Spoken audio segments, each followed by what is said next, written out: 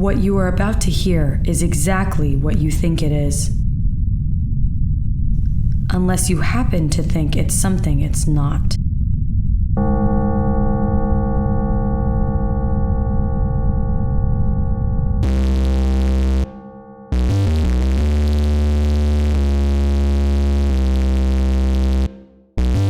Hello and welcome to the Kakos Industries corporate shareholder announcements.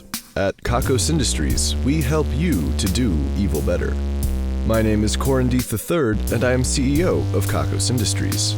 Shareholders, you probably remember that the end of the last broadcast left me in a somewhat compromised position.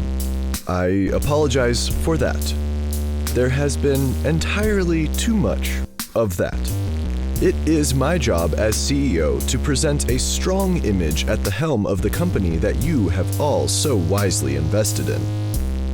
I mean, you can't exactly get out of the company or sell whatever shares you might have, so I can do basically whatever I want, but at the same time, I want you to have that image of strength to hold on to.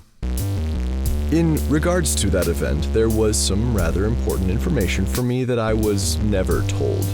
It seems that the Solomonari family has a rare genetic adaptation and/or disease that allows them to secrete a digestive enzyme during sex that brings nutrients from the human body up to the surface where they can be more easily absorbed. Not knowing this, I finally awoke 4 days after the incident where I had sex with Haley for the second time. I awoke to her holding my head gently and singing a lullaby in a language I don't think I have ever heard the cadence of before. When I opened my eyes, she said, "Oh good, you're up, silly. We've got to get going." I will say that I was not entirely aware of the next few hours, but I ended up at the headquarters for the tea party that Melantha invited me to. As a result, I was brought face to face with Mr. Pepperbottom, Mr. Candy Sprinkles, and Princess Friendly Cakes, all men of around my height, but with more impressive secondary sex characteristics, and no body hair showing above their leather or pleather or whatever the fuck Melantha makes pants. When we arrived, the men were holding Melantha as though they were a chair, but as she rose to greet us, the men did also. Melantha was wearing what appeared at first to be a summer dress, but then it had all of the wholesome bits removed. The result was an outfit that I must assume was engineered precisely to say, sex tea party. Haley, by comparison, was much more conservatively dressed. At first, everything proceeded how I would imagine an ordinary tea party to proceed. We selected from Melantha's extensive canister of exotic dark mega teas. Hot water was delivered.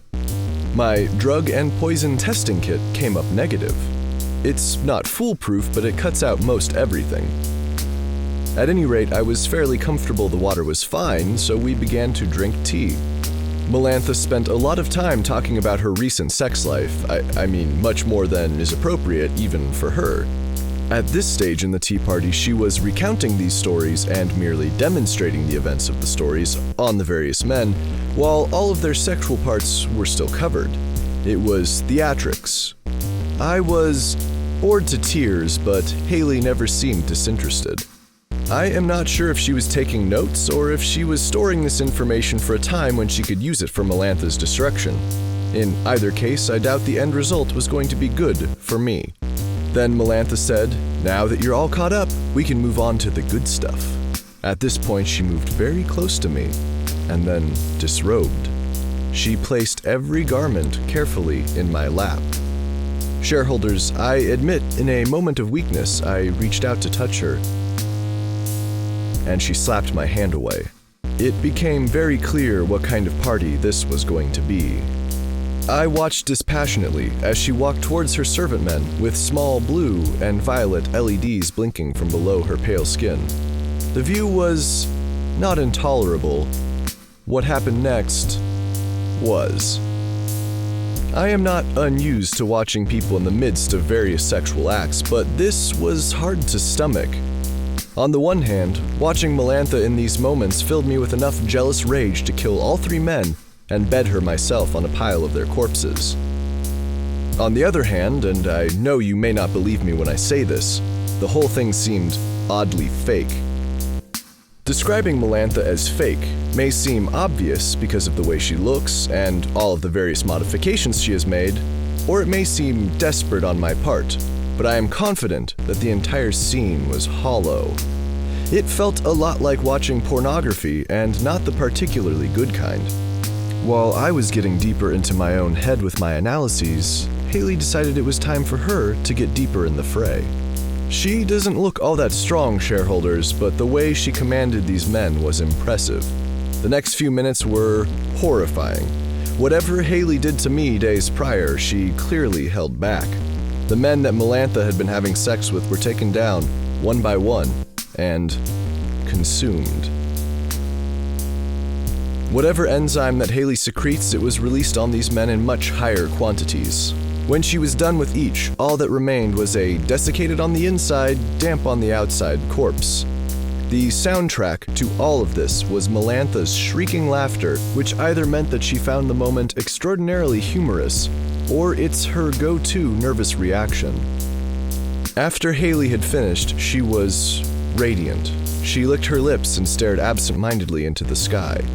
Melantha stood for all of this, being deprived of a chair, but eventually she walked over to Haley and offered her a job. I probably don't have to tell you, shareholders, but she took the offer and is now doing something for Melantha. I can only hope that Melantha will not splice whatever unique trait the Solomonaris have into her own DNA. You know, for future plans I might have involving her body and mine. I did not put up much of a fight during all of this because I was still far too weak. My driver, the bringer of Death, took me home. When I went to use the unisex bathroom back at work the next day, I was greeted by a group of men and women who wished to invite me into their club. Upon further inquiry, each revealed an "I got Solomonari'd" tattoo. I declined respectfully.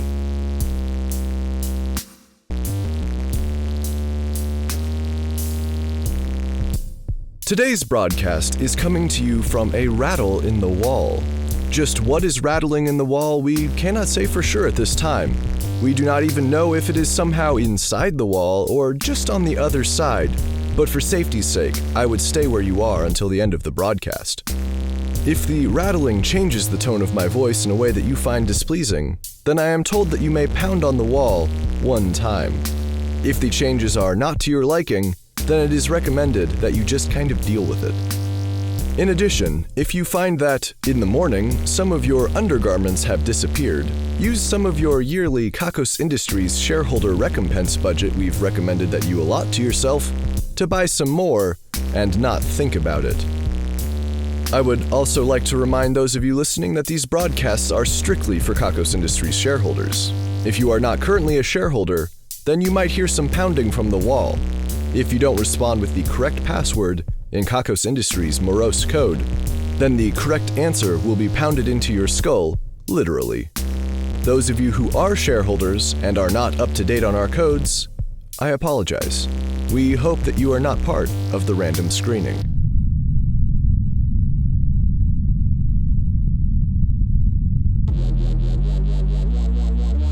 Did you have a good Black Friday, shareholders? I know that I did.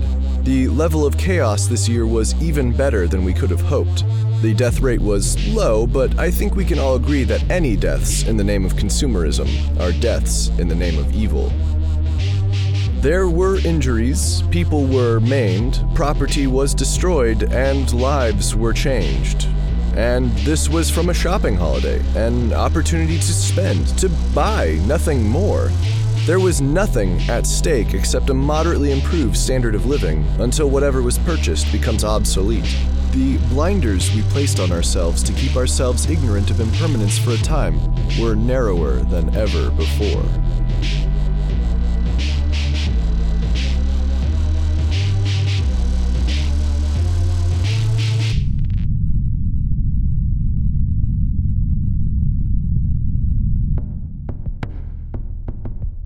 Coming up, we have the Festival of Ballooning. Despite what you might think if you're new to the Kakos Industries festivals, this festival is actually dedicated to hot air ballooning. I always get a lot of complaints about this from people because they don't think that it's really that evil. If it's not evil, then let me ask you this simple question. Why else would anyone do it? Why else would they inflate a balloon with hot air and then float for hours with no real aim or direction? Why would they fill the sky with such awful, cheerful colors? Why else would they spend time dedicated to this ridiculous hobby? Okay, I know you're not in the room with me right now, but I can feel you doubting me. You got me. The Festival of Ballooning is actually another one of our competitive events.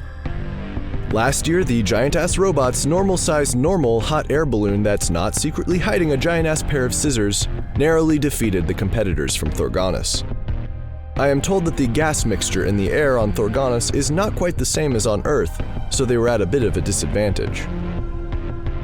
Also, the giant-ass robot's normal-sized normal hot air balloon that's not secretly hiding a giant-ass pair of scissors was somewhat ironically, or perhaps expectedly, equipped with some giant-ass scissors of maximum cutting.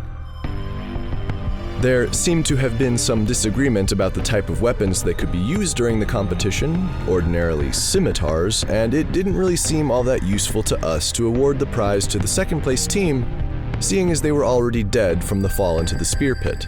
Anyway, we are announcing some stricter rules regarding dimensions and sharpness of the weapons so that we don't have another snafu this year. I am told that the team from Thorgonus has set up a permanent base here on Earth, and they have been practicing for some time. This should make for an exciting match.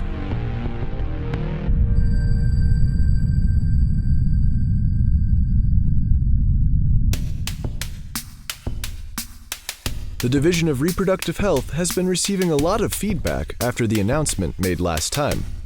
It seems that some people are curious if the machine capable of removing a fetus and placing it in a new male host is also capable of doing the same for astral pregnancies. I'm gonna go with no. There's no fucking way. I mean, you're not even astral pregnant. It just doesn't exist. There's no astral plane. What the fuck am I even doing dignifying this with an answer? You guys, seriously, you need to check your shit. I know your imagination is like a really fun place to play, but there's a real world with real evil also. Now I feel dirty. I will say, however, that we are currently working on a device that will allow the transfer of hysterical pregnancies.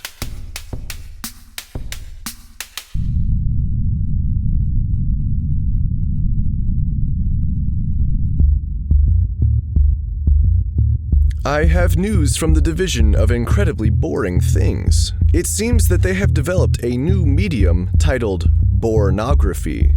Yes, it seems that this pornography will do for boring things what pornography has done for sex. That is to say that it will reduce boring things down to their most basic physical motions and words of ongoing consent. I understand that the Division of Incredibly Boring Things has some reservations about releasing the pornography into the public because they are afraid it will give young people the wrong ideas on how to provide one another with maximum boredom. And once they release pornography, it will undoubtedly spread into a billion-dollar industry, seeing what a market there is for boredom now.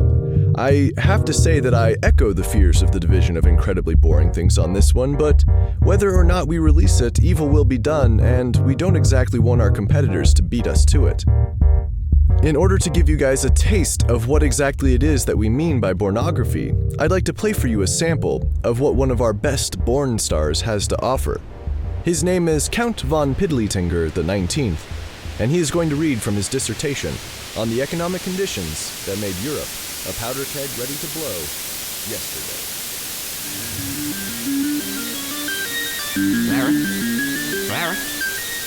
Sarah? What is it this time? Alright, Mary, you've spilled my beverage onto the console, sir. You what? This is terrible. Is Demi still operating? Yes, sir. As far as I can tell, the worst that can happen is that things might get a little weird for a little while. Are you telling me we might lose verisimilitude? Well, sir, it's a possibility, but if things get weird, that will, of course, include Demi. So Demi might not even notice. Things should normalize now. Excellent. Then we shall wait and see. Yes, I think that would be wisest, sir. Good. It is best if the upper management doesn't hear about this either. agree, sir. The less we tell them, the less community service we will have to do. I'm not sure if I can take much more community service. I barely survived the last round. I can't feel the tip of my ring finger anymore. Can we restore the monitors now? Restoring monitor applications now, sir. Oh, jolly good, jolly good. Right, let's go up for that cup of tea. How's the wife? The wife is fantastic. How's your wife? I'm sleeping with your wife. Oh, shit. Did you have a Borgasm, shareholders? I think you will all agree that was some excellent pornography. Despite all of the dangers, it would be a shame not to share it with the world.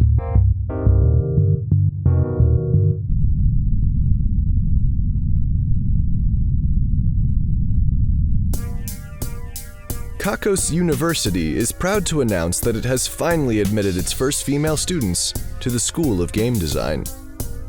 I have to say that it was previously a bit of a boys' club, so it's good news for us in the business of evil that women will now be taking part.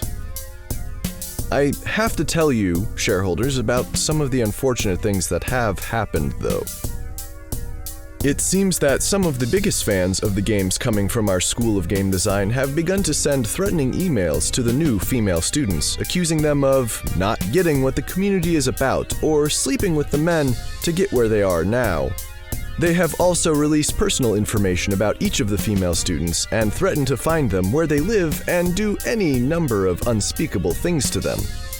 What is most appalling is that none of this outrage, this hatred, this bloodlust is directed at any of the male students. I can tell you for certain that there are at least a handful of them who definitely don't get the culture, and several others who have definitely slept with staff and faculty to get where they are.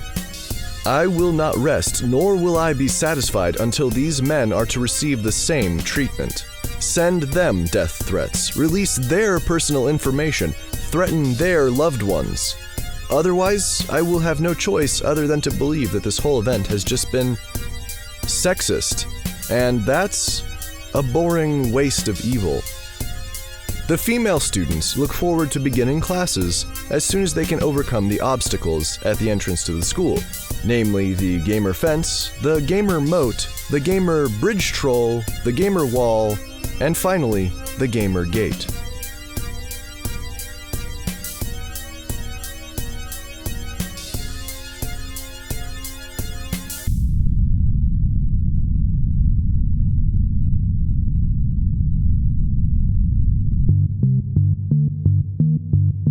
Some of you have noticed that it's been a while since I last talked about Kara and Billy. Last we spoke, they had just killed each other, and we had to bring them back from brain scans from a few days prior. Since then, we haven't changed anything at all. They have gone on with their relationship in a kind of boring way. Doing couple stuff, shopping together, making dinners, complaining about work, you know. And we've been basically waiting for them to kill each other again. I would like to emphasize that we changed nothing about them when we brought them back. We just brought them back and let it roll. So whatever happened to them in those few days leading up to their murder-suicide thingy has not happened again, because they haven't killed each other.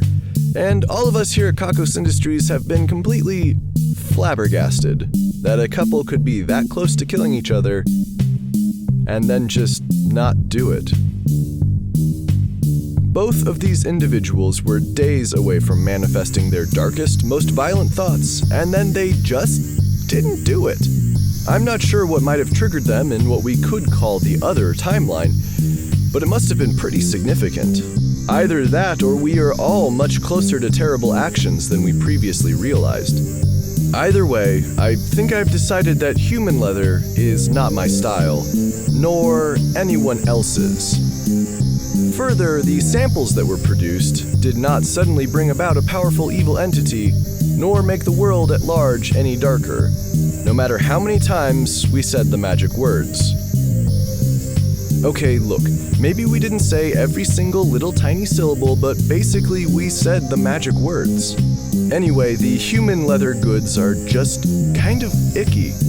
The Division of Tanning Booths and Tanning Hides has been disbanded, and the remaining evidence of their efforts has been sent down to hell, where some people may be forced to touch a human skin baby booty as punishment for tardiness.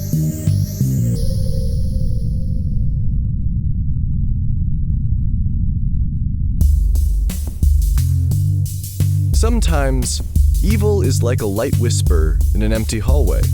Sometimes, evil is like a hooded figure just outside your periphery. Sometimes, evil is a black drone against the night sky. In any case, evil can be extraordinarily difficult to fully understand. This is Things We're Taking Credit For Now.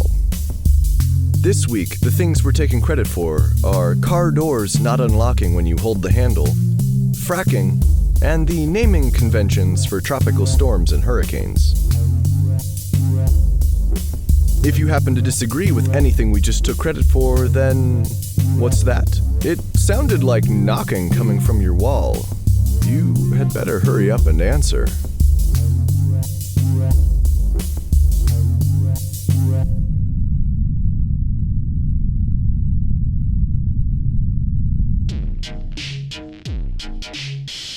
Oopsie-Doopsie Smythe is the winner of today's Ruin a Life drawing. Just as we expected, Oopsie-Doopsie Smythe has selected her parents for giving her such a terrible name. It is not often that we allow multiple targets in the Ruin a Life drawing, but under the circumstances, we decided it was for the best. The wheel of misery turned and turned, then it landed at a decision, then it reversed directions due to the rotation of the Earth or something, and finally it arrived at scary vines. From now on, the parents Smythe will be chased by slow-growing vines that will eventually consume every location they spend time at, everything that they spend time with, and finally, them. The vines will grow over their entire house, their cars, and their place of work, consuming numerous loved ones and fond acquaintances in the process. For good measure, Oopsie-Doopsie will have trouble growing plants in the future, and also fingernails. Congratulations on the win.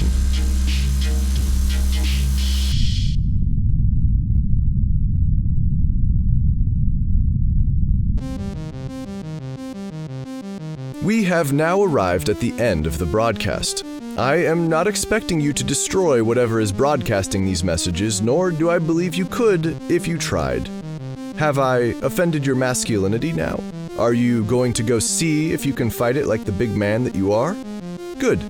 That way you'll be gone and you'll stop fucking up evil for us professionals.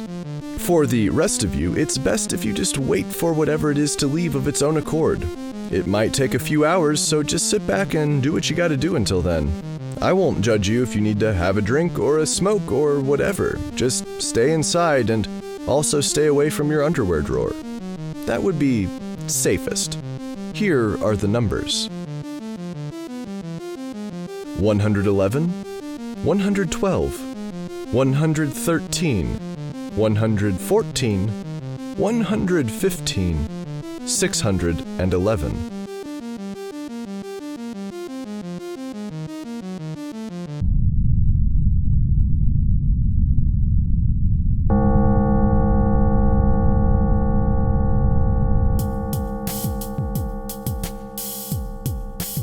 Kakos Industries is written and produced by Conrad Mishuk, who is also the voice of Corin. The music is also composed by Conrad Mishuk.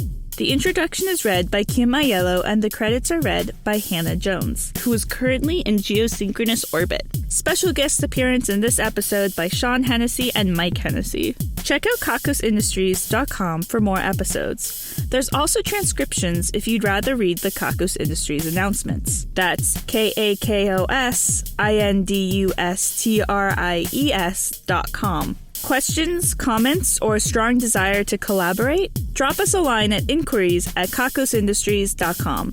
That's INQUIRIES@kakosindustries.com. If you like Kakos Industries, be sure to rate and review us on iTunes and Stitcher, and like us on Facebook. If you're feeling down after this broadcast, have you considered adoption? Just a thought.